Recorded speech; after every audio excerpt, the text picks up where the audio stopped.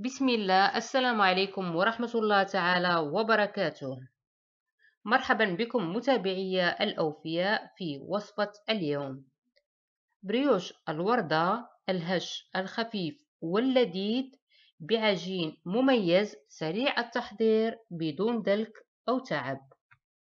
لنبدأ على بركة الله بإناء العجن. أضع 7 غرامات من خميرة الخبز المجففة ما يعادل ملعقة طعام أو 20 غرام من الخميرة الطرية، وأضيف 90 غرام من السكر الخشن الساندة ما يعادل 6 ملاعق طعام، وأبدأ في الإضافة التدريجية للحليب الدافئ حوالي 300 ملل ما يعادل كوب وخمس الكوب أو كأس وثلثي كأس العنبة. استمر في الخلط حتى تذهب حبيبات الخميرة المجففة بقلب الخليط مع إضافة كل كمية الحليب الدافئ. وطريقة تحضير هذا العجين جد بسيطة، نستعين فقط بالطراب اليدوي أو بملعقة لتحضيرها. أضيف حبة بيض متوسطة الحجم بحرارة الغرفة وأدمجها مع بقية المكونات،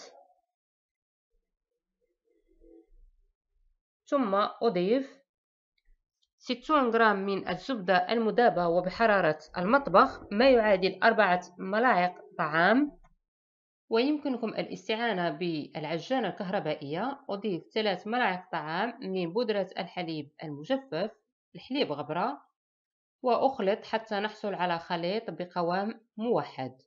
وأنتقل إلى إضافة قبصة من الملح لنصف كيلو من الدقيق ما يعادل 3 أكواب وثلث الكوب أو 5 كؤوس العنبة. أضيفه للخليط بعد نخله حتى تتفكك كل جزيئاته وتتشبع بالهواء. أضيفه على دفعات، بهذا نتحكم في طريقة العجن. كذلك نخل الدقيق يساعد على عدم تشكل تكتلات بالعجين. لن أستمر في إضافة الدقيق دائما مع الخلط يدويا.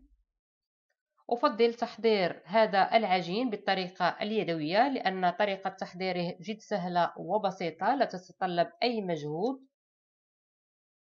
كذلك وقت التحضير فهو جد قصير. مجرد أن تندمج كل المكونات ونحصل على كتلة واحدة نكتفي بذلك. أزيل الطراب اليدوي.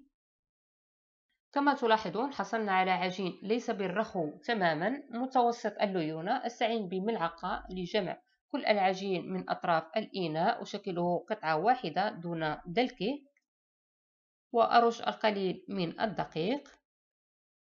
أغلفه بالبلاستيك الغذائي أو بمنديل وأتركه بمكان دافئ كالفرن بعيد عن مجرى الهواء حتى يختمر ويتضاعف حجمه. بعد اختمار العجين أستعين بالقليل من الدقيق عند الحاجة. أفرغ العجين من الهواء المتشكل من جراء عملية الاختمار وأضعه فوق سطح العمل،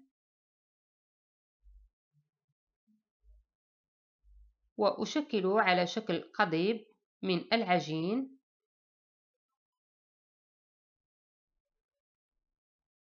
بهذا السمك، وأقطعه إلى قطع بنفس القياس.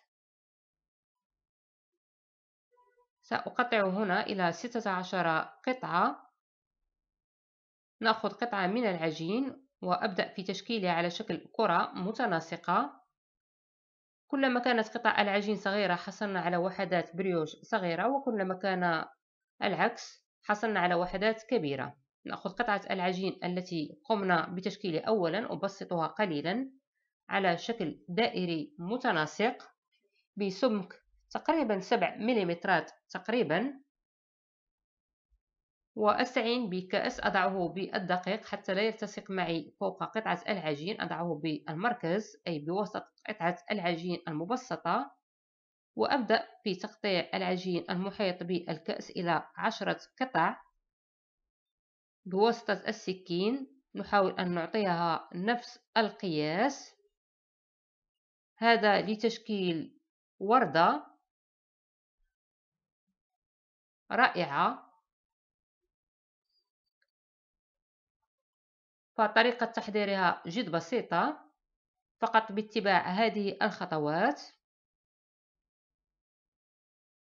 وللحصول على شكل وردة نأخذ قطعتين من العجين نلفها إلى الأسفل ونلحم الأطراف بالضغط عليها.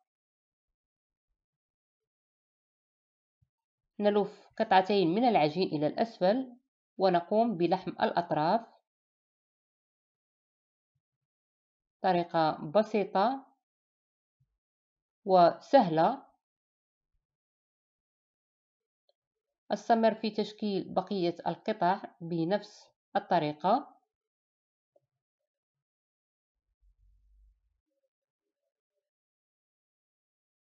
هذا هو الشكل الذي حصلنا عليه. نزيل الكأس. شكل جد رائع ومنسق. سبق أن حضرت صفيحة الفرن، غلفتها بورق الفرن. أضع البريوش فوق الصفيحة ويمكن دهنه كذلك بالقليل من الزيت. سأريكم الطريقة من جديد. أبسط كرة العجين، أحاول أن أعطيها سمك 7 ملم تقريبا. فالعجينة ما تتكونش غليظة بزاف وما تتكونش رقيقة. سنوضع الكأس في الدقيق ومن بعد تنديرو في وسط العجينة اللي قرصنا، وبالموس تنفلحو الجناب اللي دايرين بالكاس. تنديرو 10 الفلحات أي 10 تقطيعات. نحاولوا نعطيوهم نفس القياس. تنحصلوا على شكل متناسق.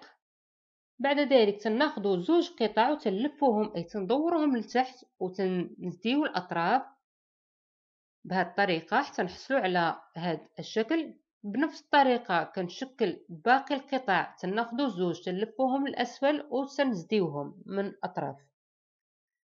لاحظوا معي طريقة الإعداد بسيطة وفي متناول الجميع. فقط بقليل من التركيز يمكن لكم تعملوا نفس الشكل. كيف ما شفتوا معايا فالطريقة سهلة وبسيطة.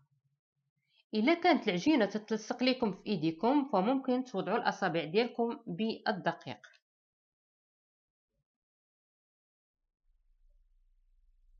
بقى لي الجزء الأخير بهذه الوردة. تلفوه للأسفل. دائما نلحم الأطراف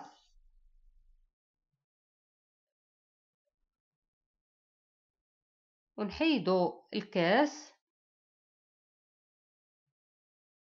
بهذا نكونوا قد حصلنا على واحد الوردة زوينة ومتناسقة. تنوضعوها فوق الطاوة ونحاولوا نقادوها مزيان حتى نحصلوا على الوردة بشكل رائع. وهكذا بعد الانتهاء من تشكيل كل وحدات بريوش الوردة نتركه حتى يختمر ويتضاعف حجمه. بعد الاختمار في هذه الأثناء فالفرن ساخن على درجة 180. سأستعين هنا بحبة بيض سبق أن قمت بخفقها مع القليل من الحليب. سأضيف القليل من مركز الفانيلا للخليط حتى نزيل زفرة البيض. ويمكن إضافة كذلك نكهات أخرى كالقهوة لمن يفضل ذلك. أدهن وحدات البريوش من كل الأطراف. شكلت وحدات بريوش متوسطة الحجم. فمدة الخبز تختلف حسب حجم هذه الوحدات إن كانت صغيرة كبيرة أو متوسطة. وأرش القليل من السمسم زنجلا بمركز كل وحدة. ويمكن تعويضه بالبافو أي حبوب الخشخاش أو الحبة السوداء السانوج أو أي نوع من المكسرات المجروشة. أشير إلى أن الفرن ساخن في هذه الأثناء على درجة 180. أدخل البريوش للخبز بالفرن مدة 20 دقيقة. نصف المدة الأولى الفرن مشتعل فقط من الأسفل. بعد ذلك نشعله من الأعلى كذلك. بريوش الوردة الهش والخفيف بدون دلك جاهز. بالصحة والراحة. مباشرة بعد إخراجه ندهنه بالمربى أو العسل. إذا أعجبكم الفيديو اضغطوا على زر الإعجاب. لا تنسوا المشاركة والاشتراك. لأي استفسار أو اقتراح أنا رهن إشارتكم. والسلام عليكم.